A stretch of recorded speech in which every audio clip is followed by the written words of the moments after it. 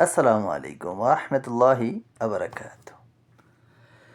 বিদেশ যাত্রায় নিষেধাজ্ঞা প্রত্যাহার চেয়ে মতিউর পত্নী পত্নী লেখছে না পেতনি লেখছে লায়লার আবেদন। তারাই আজকে সমাজের ভালো ব্যক্তি।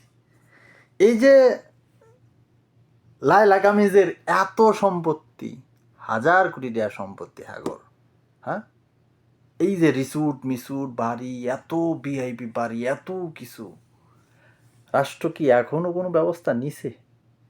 উল্টা তারা বলে যে আমরা সাংবাদিক কিনে ফেলেছি। কতটা লজ্জার হলে এই আজকের এই যে বিচার ব্যবস্থা বলেন, আজকে যারা পয়সা আছেন বড় বড় পদে, এদের কি লজ্জা শরম নাইনি? এই যে দুর্নীতি করে মানুষগুলা, কিছুই করে না এদেরকে। বেঞ্জির গেছে গা, এমুকে জায়গা, এমুকে জায়গা, হ্যাঁ। তা আবার হেরা গিয়া বিদেশ যাত্রা নিষেধাজ্ঞা প্রত্যাহার চেয়ে নোটিশ দেয়। বর্তমান সমাজে চোরেরাই রাজত্ব করে, তারাই বুক ফুলিয়া হাঁটে। আহারে, সোনার বাংলা, এটাই কি সোনার বাংলা? এটাই কি স্বাধীনতা?